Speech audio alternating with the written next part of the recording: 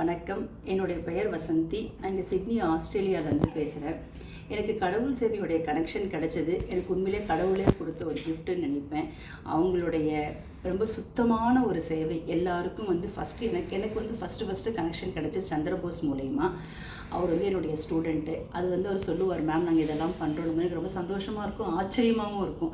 ஏன்னா அவங்க கொடுக்கும்போது அந்த ஃபுட்டு கொடுக்கும்போது நீங்கள் பார்த்தீங்கன்னா கன்சிஸ்டண்ட்டாக ஒரு நாளும் ரொம்ப தேவையான ஒரு குரூப்புக்கு அது ரிப்பீட்டே ஆகாது. ரொம்ப வித்தியாசமான இடத்துக்கு நான் ரொம்ப யோசிச்சிருப்பேன், எப்படி இவங்க டிஃப்ரெண்ட்டான இடத்துக்குலாம் போய் கலெக்ட் பண்ணுறாங்கன்னுட்டு.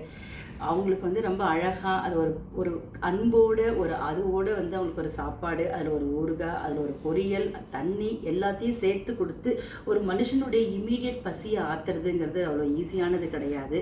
அவங்க அதை எத்தனை வருஷமாக பண்ணிட்டு வராங்கன்னும் போது தான் கன்சிஸ்டண்ட்டாக ஒரு நாள் கூட விடாமல் பண்ணிட்டு வராங்க. ரொம்ப ரொம்ப ஆச்சரியமாக இருக்குது.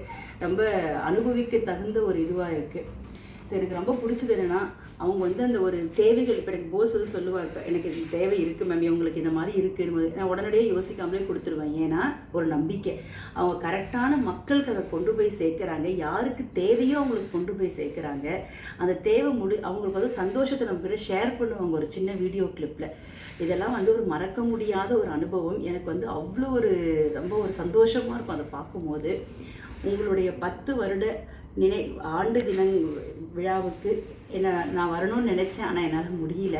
ஆனால் என்னுடைய ரொம்ப ரொம்ப உங்களை எல்லாருக்கும் ரொம்ப சிரம் தாழ்த்தி நான் ரொம்ப வணக்கங்களையும் நன்றிகளையும் தெரிவிச்சுக்கிறேன். நீங்கள் பண்ணுற சேவை மேன்மேலும் தொடரட்டும்.